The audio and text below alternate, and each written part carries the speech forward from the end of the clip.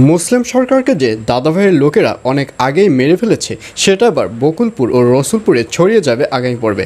বিস্তারিত জানতে সম্পূর্ণ ভিডিওটি দেখতে থাকুন।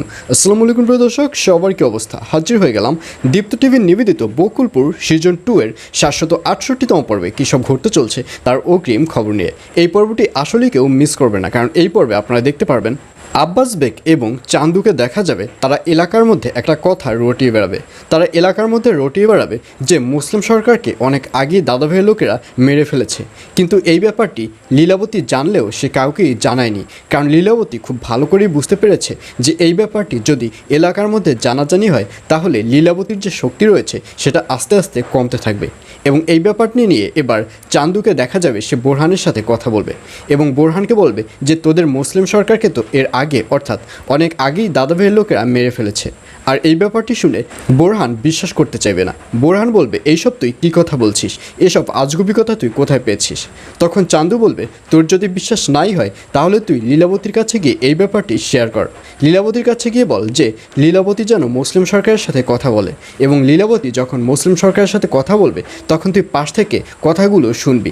লীলাবতীকে বলবি কথাগুলো যেন লাউড স্পিকার দিয়ে শোনায়, তাহলে তোর প্রমাণ হয়ে যাবে যে মুসলিম সরকার আসলেই বেঁচে আছে কিনা।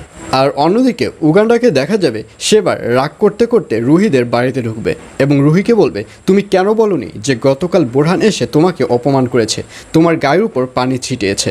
আর এই কথা শুনে রুহি বলবে আসলে গতকাল যেটা হয়ে গেছে সেটা গতকালই হয়ে যাক, সেটা নিয়ে আর কথা বাড়াতে চাই না। তখন উগান্ডা বলবে তুমি অবশ্যই কথা বাড়াবে, কারণ বোরহান শুধু শুধু এসে কেন আমাদের সাথে ঝামেলা করবে। তখন রুহি বলবে আসলে বোরহানের সাথে তো বড় ধরনের পিস্তল রয়েছে, বোরহানের সাথে যদি তুমি একটা ঝামেলা করো তাহলেও পিস্তল দিয়ে তোমার কোনো ক্ষতি করে বসতে পারে, আর এর জন্যই আমি কথাটি তোমাকে বলিনি।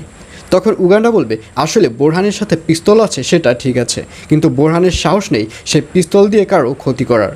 তখন রুহি বলবে অবশ্যই সাহস আছে, কারণ বোরহান কিন্তু দুইবার দিবাকে বাঁচিয়েছে। বোরহানের যদি সাহস না থাকতো তাহলে দুইবার কিছুতেই দিবাকে বাঁচাতে পারতো না, আর এ ভয়ই আমি তোমাকে ব্যাপারটি জানাইনি। আর এই কথা শুনে উগান্ডাকে দেখা যাবে সে আরও বেশি রেগে যাবে। উগান্ডা বলবে আমি আগামীকালই বোরহানের সাথে দেখা করব, বোরহানকে বলবো ও শুধু শুধু কেন বাড়ির উপরে এসে আমাদের সাথে ঝামেলা পাকাবে। এইসব বলতে দেখা যাবে উগান্ডাকে। আর এছাড়াও থাকবে আরও আশ্চর্য সকল ঘটনা। সুতরাং সবাইকে বকুলপুর সিজন 2 এর আগামী পর্ব দেখার আমন্ত্রণ রইল।